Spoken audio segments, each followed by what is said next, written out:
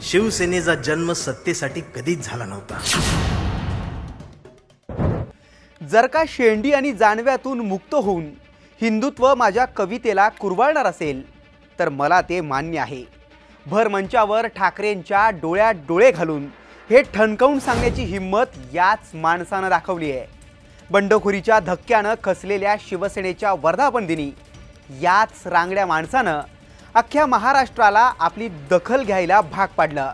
समोर उद्धव ठाकरे आणि रश्मी ठाकरे बसलेले असताना या पठ्ठ्यानं कधी त्यांना खळखळून हसवलं तर कधी त्यांच्यासहित अख्ख्या सभागृहाला भावनिक केलं.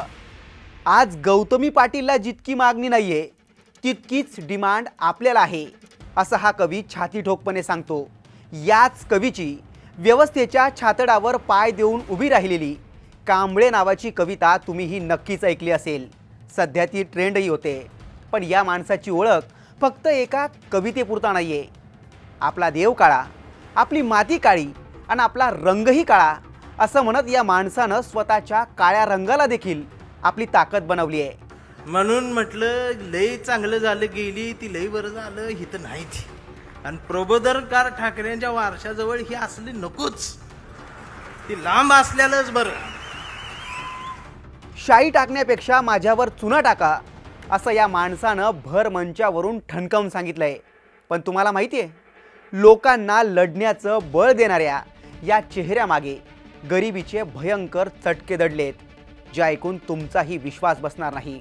कवितेसाठी स्वतःच्या आयुष्याला अक्षरशः झिजवणारा आणि ठाकरेंना थेट मामा म्हणत शिवसैनिकांच्या अंगात 10 हत्तींचं बळ भरणारा हा माणूस नेमका आहे तरी कोण? तो जगतो तरी कसा? कवितेसाठी या माणसानं काय किंमत मोजली आहे याचाच सविस्तर आढावा घेणारा हा व्हिडिओ. नमस्कार, मी प्रसाद आणि तुम्ही पाहतायत न्यूज 18 मराठी. परवा कांबळेच्या मुलानं मोबाईल बघत अर्धा डोळा बारीक करत कांबळेला विचारलं, डॅडा, महाराष्ट्र म्हणजे काय डॅडा? स्वाभिमान म्हणजे काय डॅडा? म्हणून त्यानं दार लावून पोरालाच असा तुडवला. पण चिरंजीव कांबळे हुशार, तो पण नाही रडला, तो दोनदा काढला करून. मी कवटे महाकाळच्या मातीतून हुंदका घेऊन आलोय असं म्हणणाऱ्या नितीन चंदनशिवेचं आयुष्य हुंदक्यांनीच भरलंय.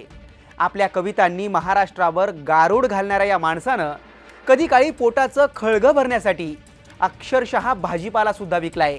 वडील गवंडी, घरात 4 बहिणी आणि 7 ते 8 लोकांचा संसार, घरात वीज नाही, पाण्यासाठी विहिरीवरची पायपीट, दिवसभर भाजीपाला विकून या माणसाला रात्री साधी झोपण्याचीही सोय नव्हती. डोक्यावर छत नाही म्हणून या माणसानं अक्षरशः वॉचमनची नोकरी धरली. वॉचमनच्या नोकरीत या माणसाला एकच सुख होतं, ते सुख म्हणजे रात्रीची झोप आणि सकाळची आंघोळ. होय, या छोट्या छोट्या गोष्टींसाठीही या माणसाला भयंकर संघर्ष करावा लागला. आणि म्हणूनच या कवीला इंडिया आणि भारत यातला अचूक फरक सांगता येतो. याच राखणदारीच्या नोकरीत चंदनशिवेंच्या आयुष्यात विद्रोहाची ठिणगी पडली.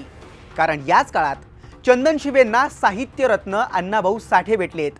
अण्णाभाऊंच्या जळजळीत विचारांनी या माणसातला कवी असा काही पेटून उठला की हातातली वॉचमनकीची काठी सुटली आणि लेखणी आली. आणि तीच लेखणी थेट लोकांच्या काळजाचा ठाव घ्यायला लागली. खुद्द चंदनशिवे अत्यंत अभिमानानं आणि नम्रपणे सांगतात की जर का अण्णाभाऊंची पुस्तकं माझ्या हाती लागलीच नसती तर या चंदनशिवेनं आयुष्यात एक ओळ सुद्धा लिहिली नसती. शब्दांवर आणि कवितेवर या पठ्ठ्याचं एवढं भयंकर प्रेम की त्यासाठी या माणसानं स्वतःच्या पोटावर देखील लात मारायला मागे पुढे पाहिलं नाही. एकदा एकाच दिवशी 2 वेगवेगळ्या शहरातून चंदनशिवेंना कविता वाचनासाठी बोलवण्यात आलं. पण मालकानं वॉचमनच्या नोकरीतून सुट्टी नाकारली. आतल्या आत घुसमट होत होती. अशातच चंदनशिवेंच्या पाठीशी ढालीसारखी उभी राहिली त्यांची गरोदर पत्नी.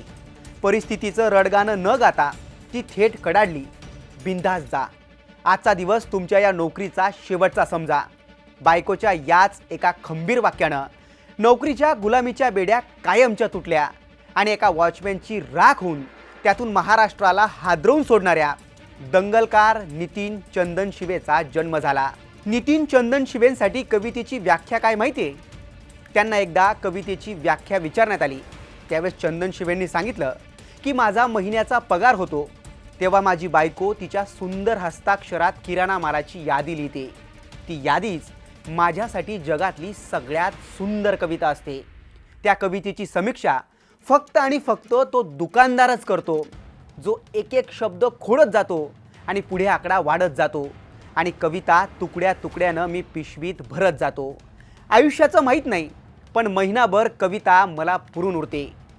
याच कवितेवरून समजून घ्या, हा माणूस फक्त शाहीनं कविता लिहित नाही, तर तो स्वतःच्या रक्तानं कविता जगतो. कवितेनंच या बेघर माणसाला असं काही दिलंय जे भल्या भल्यांना स्वप्नात देखील मिळत नाही.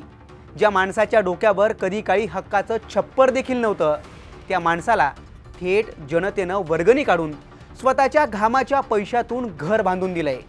सांगलीच्या कवटे महाकाळमध्ये सम्यक परिवर्तन संघानं पुढाकार घेतला आणि या कवीसाठी हक्काचं घर उभं राहिलं. त्या घराचं काय नाव ठेवलं माहिती आहे? संविधान. कोणताही बडेजाव नाही, कोणत्या मोठ्या पुढाऱ्याच्या हस्ते फीत कापणं देखील नाही. शिवराय, शाहू फुले आणि डॉक्टर बाबासाहेब आंबेडकर यांच्या प्रतिमांना अभिवादन करून आणि थेट भारतीय संविधानाच्या प्रास्ताविकेचं वाचन करून चंदन शिवेंना घराच्या चाव्या सोपवण्यात आल्या होत्या. एखाद्या फाटक्या तुटक्या पण जगण्यातला निखारा जिवंत ठेवणाऱ्या एका साध्या कवीला जनतेनं लोकसहभागातून असं हक्काचं घर बांधून देणं हा महाराष्ट्राच्या इतिहासातला पहिला आणि सर्वात मोठा प्रयोग असेल. कधी काळी एसटीच्या खिडकीतून महाराष्ट्र पाहणारा हा कवी आज 7 समुद्रापार आपली कविता पोहोचवतोय. चंदन शिवे कधी वंचित बहुजन आघाडीच्या मंचावर तर कधी ठाकरेंच्या मंचावर आज गाजतायत, पण त्यांनी त्यांच्यातलं अस्सल माणूसपण आजही टिकवून ठेवलंय. तुम्हाला चंदन शिवेंच्या या प्रवासाबाबत काय वाटतं? कमेंट करून नक्की कळवा.